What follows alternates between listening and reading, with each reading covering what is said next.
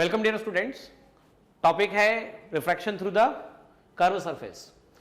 तो हम इस टॉपिक में सीखेंगे, हमें ये डेरिवेशन कई बार एग्जामिनेशन में पूछा जा चुका है, μ2 minus μ1 upon r that is equal to μ2 by v minus μ1 by u, ऐसा हमें प्रूव करना है। कई बार μ2 के प्लेस पे n2 minus n1 upon r n2 by v n1 by u, ऐसा लिखा जा सकता है।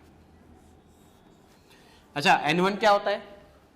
n1 होता है refractive index of first medium, n2 refractive index of second medium, r radius of curvature, u distance of object और v distance of image. v क्या होता है? Distance of image. अब इसका डेरिवेशन कैसे किया जाए, हाउ टू फाइंड, कैसे सॉल्व किया जाए इसे? तो पहले कर्व सरफेस का रिफ्रैक्शन मतलब क्या हुआ? मतलब ये हुआ कि भाई सरफेस या तो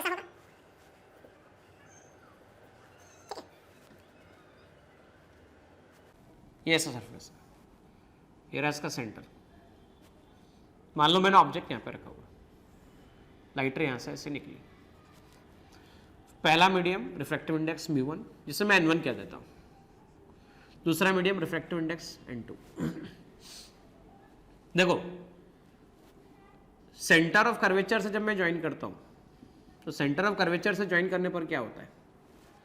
सेंटर ऑफ कर्वेचर का जब भी किसी, जैसे ये आपके पास अवेलेबल है, सेंटर का यहां से आप ज्वाइनिंग करेंगे तो हमेशा एंगल कितना बनने वाला है? तो 90 डिग्री बनने वाला है। ये लाइन जो ज्वाइन करेंगे angle 90 degree, 90 degree, 90 degree, 90 degree angle बनने वाला है। This angle will be 90 degree. अच्छा, 90 डिग्री जब एंगल बन रहा है तो नॉर्मल के साथ आने वाली लाइट रे का बनने वाला एंगल, एंगल ऑफ इंसिडेंस। अच्छा, कोई मीडियम नहीं होता तो लाइट जानी चाहिए थी ऐसी, लेकिन जब भी लाइट रेडर से डेंसर, जब भी लाइट रेडर से डेंसर, वन मीडियम से अदर मीडियम, तो ये नॉर्मल इन फर्स्ट मीडियम, ये नॉर्मल इन सेकंड मीडियम, जाना था इस तरफ। लेकिन जब भी लाइट रेडर से डेंसर जाती है तो बेंड टुवर्ड द नॉर्मल। तो मान लो मैंने एयर से ग्लास लिया हुआ है, तो भाई जाना था इस तरफ, अगर ऐसा मुड़ती है तो बाहर वाले नॉर्मल की तरफ, पहले वाले नॉर्मल की तरफ। लेकिन हम हमेशा बात करते हैं दूसरे वाले नॉर्मल में, दूसरे वाले नॉर्मल में ऐसे टर्न हो जाएगी, नॉर्मल में टर्न हुई, इमेज फॉर्मेशन आई हुआ, मैं इसे पी कहता हूँ, है ना। अब देखिए, ये बेसिकली बहुत छोटा क्रॉस सेक्शनल माना जाता है, बड़ा थिन माना जाता है ना। अभी आपके पास में ओ से लेकर पी, यहाँ से यहाँ तक, you distance of object, P से लेकर सी आर और पी से लेकर आई, ये आपके पास में वी अवेलेबल है, ठीक है ना। नॉर्मल के साथ आने वाली रेखा एक बनने वाला एंगल, एंगल ऑफ इंसिडेंस, जाने वाली रेखा नॉर्मल के साथ बनने वाला एंगल, एंगल ऑफ रिफ्रैक्शन। इसे अल्फा कह दिया, इसे बीटा कह दिया, इसे गामा कह दिया। ये आपके पास में आर एंगल अवेलेबल है, ठीक है ना स्टूडेंट्स। मैं क्या चाहता हूं? मैं चाहता हूं ये रिलेशन प्रूव करना चाहता हूं, n2 minus n1 upon r n2 by v minus n1 by u। मतलब मुझे क्या क्या चाहिए? पहला मीडियम आना चाहिए, दूसरा मीडियम आना चाहिए, डिस्टेंस ऑफ ऑब्जेक्ट होना चाहिए, डिस्टेंस ऑफ इमेज होना चाहिए और r होना चाहिए। मतलब u होना चाहिए, तो देखो u होना चाहिए मतलब ये वाला पोर्शन होना चाहिए, v होना चाहिए मतलब ये वाला पोर्शन होना चाहिए, i और r होना चाहिए मतलब रेडियस ऑफ कर्वेचर, मतलब ये वाला पोर्शन आना चाहिए। अब लाइट ट्रेवल की फर्स्ट मीडियम से सेकंड मीडियम में, तो हम बाय स्नेल्स लॉ बात कर लेते हैं। तो स्नेल्स लॉ क्या कहता है? 1 equal to sine i upon sine r. अच्छा, एंगल छोटे लिए जाए तो sine i nearly equal to i, sine i r nearly equal to r. n2 by n1 आ गया आपके पास में i बाय r।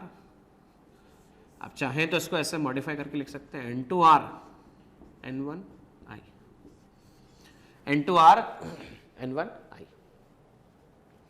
अच्छा, r और i थोड़ा समझने पे ध्यान देना। We know that sum of two interior angle is equal to exterior angle. दो इंटीरियर एंगल का सम एक्सटीरियर एंगल के इक्वल होता है।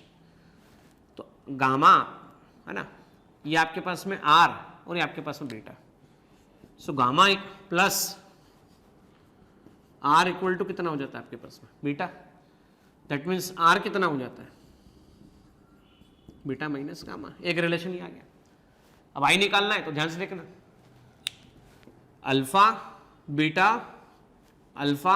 बीटा और इसका बाहर आई, तो alpha plus beta that is equal to i, alpha plus beta लिखा जा सकता है। सम इक्वेशन ए है ना, ये इक्वेशन ए आर और आई, ये बी ए आपके पास में सी अवेलेबल है। Put R and I in equation A, जैसे पुटअप किया क्या है, N two R equal to N one I, R कितना है बीटा माइनस गामा, आई कितना है alpha plus beta, N two beta minus N two gamma, N one alpha plus N one beta, ऐसा लिखा जा सकता है। ठीक है, अब जैसे ये लिखा, क्या लिखने वाले आप, n two beta minus N one beta, N two beta minus N one beta that is equal to N one alpha plus n two gamma, n two gamma. दोनों में से कॉमन क्या निकला, चेक करो बच्चों, what is common in both the things. तो इसमें common निकला beta, N two minus N one alpha plus n two gamma, ऐसा लिखा जा सकता है। ठीक है, मैंने ऐसा क्या किया, परपेंडिकुलर ड्रॉ किया। अच्छा, परपेंडिकुलर ड्रॉ किया, मान लेता हूं ये आपके पास में ओ पी, ये एम है और ये एम डैश है।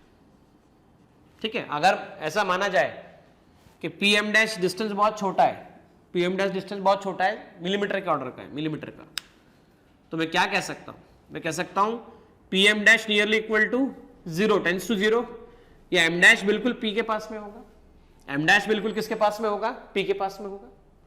अब एम डैश पी के पास में अगर हुआ तो क्या फर्क पड़ने वाला है, तो यहां देखो ये एक ट्राइंगल बन गया, मैं इसको लिख देता हूं, ये एम है ना, और यहां से यहां तक मैं लिख देता हूं ऐसे पी, ये आपके पास वो आ गया, ये अल्फा आ गया, सो 10 अल्फा कितना हो गया, perpendicular upon base M P, base कितना ओपी। अब यहां पे वापस से चेक करो, दो ट्राइंगल और बन रहे, ये सी, ये एम पी, ये बीटा, 10 बीटा, और एक ट्राइंगल और बन रहा है, ये देखो ध्यान से, M P gamma I, 10 gamma M P upon P I, M P upon P I, ऐसा लिखा जा सकता है। अब ऐसा लिखने से क्या फर्क पड़ा, अच्छा एंगल छोटे होते हैं, whenever the angles are small, for small angle जब भी एंगल छोटे होते हैं, sine 10 alpha nearly equal to alpha, 10 beta nearly equal to beta, 10 gamma nearly equal to gamma, ऐसा लिखा जा सकता है। जैसे हम ये लिखते हैं तो हम क्या लिख पाएंगे, हम लिख पाएंगे इस इक्वेशन में बीटा के प्लेस पे क्या लिखेंगे बच्चों, बीटा के प्लेस पे M P upon P C, alpha के प्लेस पे M P upon O P, M P upon P C, N two minus N one, alpha के प्लेस पे M P upon O P, M P upon O P, और gamma के place पे M P upon, gamma के place पे क्या, gamma के place पे M P upon P I. हर जगह से कॉमन क्या निकल रहा है चेक करें, what is the common from everywhere, so common निकलेगा M P, N two minus N one upon P C, N one upon O P, N two upon P I, इसे ऐसा लिखा जा सकता है। अब इसका फर्क क्या पड़ा, what is the effect, P से लेकर सी, समझने पे ध्यान देना, यहां से यहां तक ऐसा बनाया हम लोगों ने, ये सी, ये पी, पी से लेकर C in the direction of light, in the, अच्छा राइट साइड मतलब प्लस आर, लेफ्ट होगा तो minus R, P I plus V, अच्छा P O object, left side minus U, तो N two minus N one, P C plus R, देखो P C क्या है इसके इससे राइट साइड है, राइट साइड मतलब पॉजिटिव, लेफ्ट साइड मतलब नेगेटिव। पी आई कहाँ है, राइट साइड है तो प्लस वी, और ओपी इस पी से कहाँ पर है, लेफ्ट साइड है मतलब negative, minus u plus n two by v. तो हम क्या लिख पाएंगे, n two minus N one upon r n two by v minus N one by u, ऐसा लिखा जा सकता है। ठीक है, अब इसका स्पेशल फॉर्मेट समझना बेटा, understand some special formats for regarding to solving this problem. या हालांकि ये न्यूमेरिकल डेरिवेशन पूछा जाता है कई बार, इस डेरिवेशन के कई इंपॉर्टेंट पॉइंट हैं। वो ऐसे है, मान लो आपके पास ऐसा है, ऑप्टिकल सेंटर है, ये सी है, ये पी है, लाइट आ रही है, पैरेलल से आ रही है। अगर u की वैल्यू इन्फिनिटी हो तो क्या हो, देखो यहां पर पहला मीडियम n1, दूसरा medium n2, n2 minus n1 upon r n2 by v minus n1 by u equal to infinity n2 minus n1 upon r n2 upon v n1 by infinity. अच्छा, एनीथिंग अपॉन इन्फिनिटी कितना होता है, 0। सो v को लिखा जा सकता है n2 r divide by कितना, n2 माइनस n1। अच्छा, दूसरी एक और बात, if r tends to infinity और second medium is plane, second medium is plane, अगर प्लेन हो जाए तो क्या हो जाएगा, मतलब जो ऐसा कर्व था मीडियम, ये n1 था या n2 था, ये कर्व ना होते हुए प्लेन होता, ये पहला मीडियम हो जाता है, दूसरा मीडियम हो जाता, कर्व के प्लेस पे प्लेन, तो भाई r इन्फिनिटी हो जाता, r इन्फिनिटी हो जाता तो क्या होता, आप लिखते हैं n2 minus n1 upon r n2 by v n1 by u n2 minus n1 upon anything upon r infinity, anything upon infinity n2 by v minus n1 by u. क्या लिखेंगे, 0 equal to n2 by v से n2 by v equal to n1 by u, इसे ऐसा लिखा जा सकता है, इस तरह से मॉडिफाई किया जा सकता है।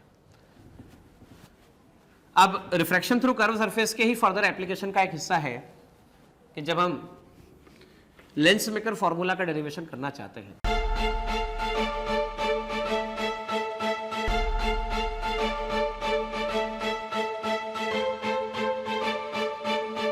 पुरोहित अकॅडमी, मेन ब्रांच प्रभात चौक, MJ कॉलेज रोड, लोकमान्य हॉस्पिटलच्या बाजूला, जळगाव आणि पांडे क्लासेस जवळ, बंधन बँके शेजारी, ट्रॅफिक गार्डनच्या समोर, जळगाव।